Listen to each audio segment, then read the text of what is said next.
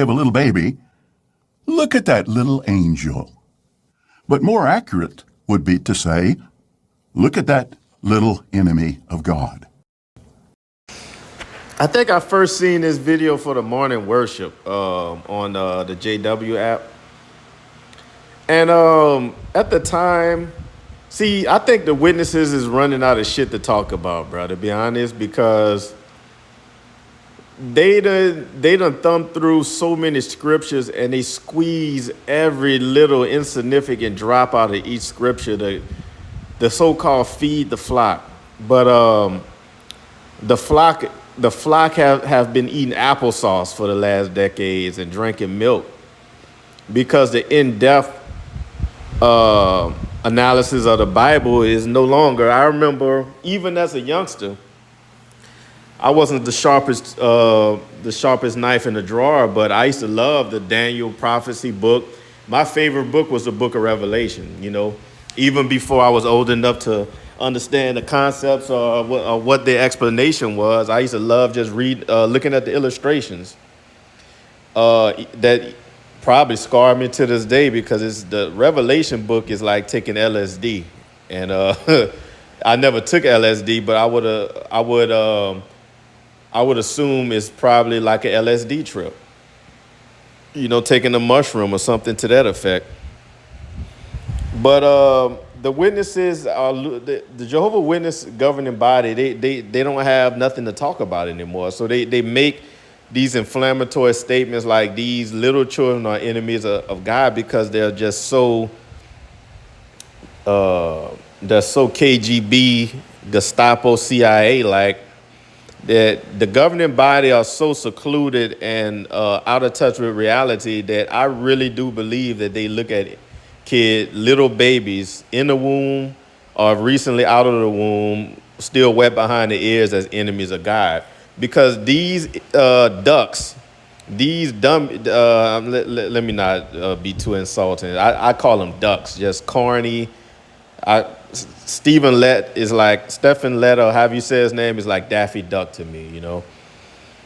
These guys are weirdos, man. I mean, one of the reasons I woke up and left is because of Stephen Lett's facial expressions. I never was able to get over that. It's like he's a cartoon character or something. And when you think you're going to heaven to join up with Jesus, to get clicked up with Jesus, and y'all come back 144,000 deep, to lay down populated cities like New York City and just destroy the whole city and level all the buildings. I mean, you going to Tokyo, you laying down all the buildings. You going to Dubai, you going to every country town.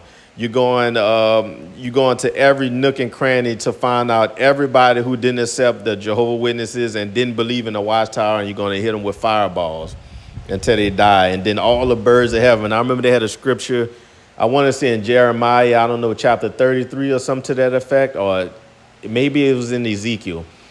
But it was a scripture about the birds of heaven are going to eat up the flesh of all the carcasses left behind by, you know, what they deem as like their, you know, all the people that they killed, the birds of heaven is going to feast on their bodies. And in the book of Revelations, they had like buzzards eating people's bodies and just... that. So a person that believes this would say something like this, but it's so scary to me because I think witnesses laugh at these type of statements, but they don't realize that these people like the Tony Morrises, I know he's not a member no more of the governing body, but you could just feel that they get off on the fact that they believe they're going to heaven and they're going to rule over us and they're going to, you know, they're going to destroy the wicked. But think about how demented you have to be to want to go up to heaven, not to enjoy bliss or not to be enlightened, but to come back and destroy babies, kids, animals, to just wreak havoc on the world. And that's the core reason of why a lot of witnesses that I know of, and myself included, used to drink all the time, because from a little kid, whenever a thunderstorm would come, I would always cry and hide under my bed because I thought Armageddon was fast approaching, and my parents used to laugh at me. But They always preach Armageddon is coming, destruction, death. And I used to always look at the little kids and like, well, if God comes back with the 144,000, all these kids and all these elderly people and all these people with beautiful smiles on their face, all these people that have good hearts but just didn't choose the same doctrine as you, they're going to die. And not just die, I mean die horrific deaths. So when you analyze it, this is a doomsday destructive cult. It's not on the same level as the Branch Davidians. It's not on the same level as like the Charlie Manson and his the Helter Skelter thing, or however you say it, or Heaven's Gate, or the Jim Jones and Jonestown, if I didn't mention that already. It's more of I look at it as more of a chronic cult, but it's still dangerous because look at what they do with their own kids. They let their own kids die from not taking blood transfusions. I learned recently, I didn't know that in the late 60s, they viewed organ transplants as cannibalism. So just imagine in 1967, you couldn't get an organ transplant, but in 1980, you was allowed to get an organ transplant. So just imagine those people in that little period of time that went without having an organ transplant, they died. They lost out on their experience of life. So you could judge any organization by how they view kids. Just think about it. Kids and young people that have been sexually abused, they cover up and they take the elder side. And now you have in him, Brother Daffy Duck is calling little babies enemies of God. So to me, that's real scary if you could look at an innocent kid that way.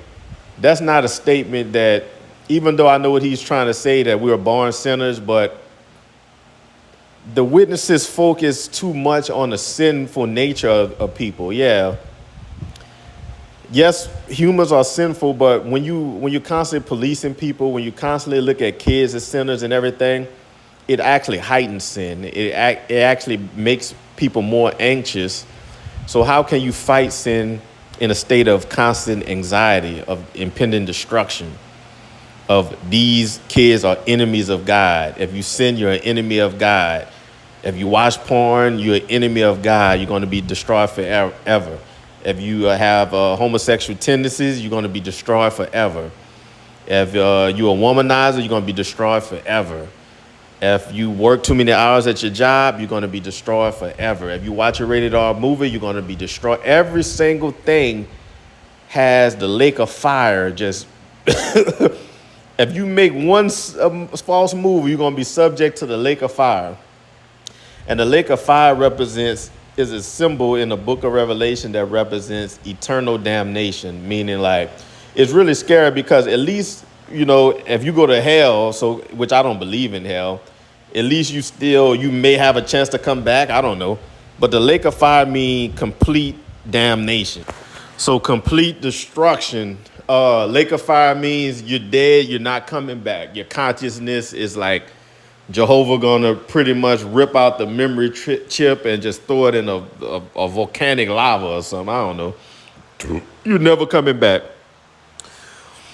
So, even when you study, even when you hear about other cultures, just say the Hindus, at least the Hindus believe that you might have to come back and reincarnate into a roach, and you might have to reincarnate into a rat, and then you might come back as a human. Then you might go back into something else. Jehovah's Witnesses believe once you make too many mistakes, you're gone forever. There's no return for you.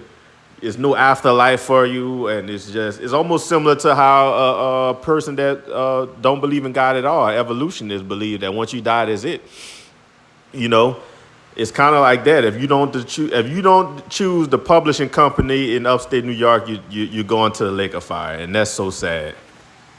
And that's sad. The Bible is supposed to be a book of encouragement. And I think if you just read it as such, just read it to be encouraged. Don't do what the witnesses do and overanalyze it. You take the beauty out of it. So just read it for what it is and observe it on your own.